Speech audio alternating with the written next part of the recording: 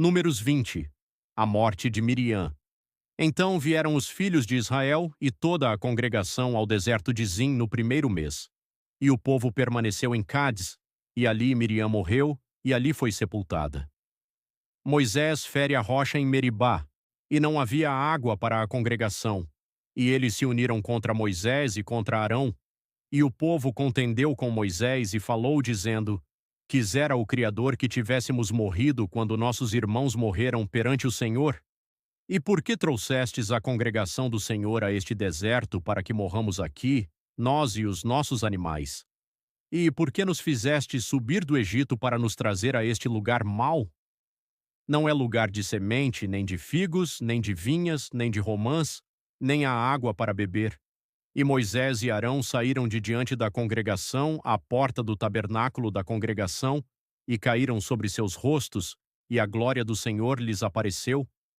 E o Senhor falou a Moisés, dizendo: Toma a vara e reúne a congregação, tu e Arão, teu irmão, e falai a rocha diante dos seus olhos, e ela dará a sua água, e tirarás água da rocha e darás a beber à congregação e aos seus animais.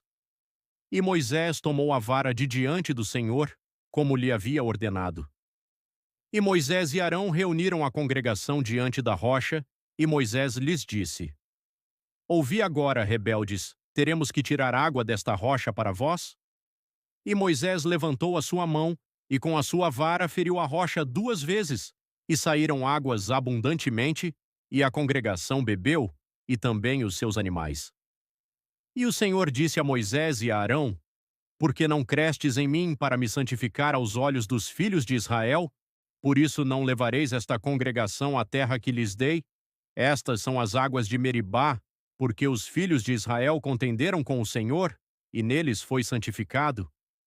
Moisés solicita passagem por Edom, e Moisés enviou mensageiros de Cádiz ao rei de Edom, dizendo: Assim diz o teu irmão Israel: Sabes de todo o trabalho que tivemos, como nossos pais desceram ao Egito, e no Egito habitamos por muitos dias, e como os egípcios nos maltrataram, a nós e a nossos pais.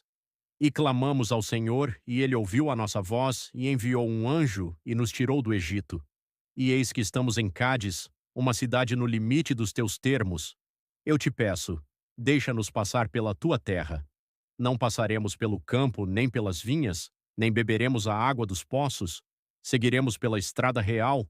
Não nos desviaremos para a direita nem para a esquerda, até que tenhamos passado teus termos. E Edom lhe disse: Não passarás por mim, para que eu não saia contra ti com a espada. E os filhos de Israel lhe disseram: Subiremos pela estrada, e se eu ou o meu gado bebermos das tuas águas, então eu pagarei por isso. Deixa-me apenas prosseguir a pé sem fazer qualquer outra coisa. E ele disse: Não passarás. E Edom veio ao seu encontro com muita gente e com mão forte. Assim Edom recusou-se a permitir que Israel passasse pela sua fronteira, e por isso Israel se afastou dele. A morte de Arão. E os filhos de Israel, toda a congregação, partiram de Cádiz e foram ao Monte Or. E o Senhor falou a Moisés e a Arão no Monte Or, junto à fronteira da terra de Edom, dizendo: Arão será recolhido a seu povo, pois ele não entrará na terra que dei aos filhos de Israel, porque vos rebelastes contra a minha palavra, nas águas de Meribá. Toma a Arão e a Eleazar, seu filho, e traze-os ao Monte Or. E despe a Arão de suas vestes e veste-as em Eleazar, seu filho, porque Arão será recolhido ao seu povo e morrerá ali.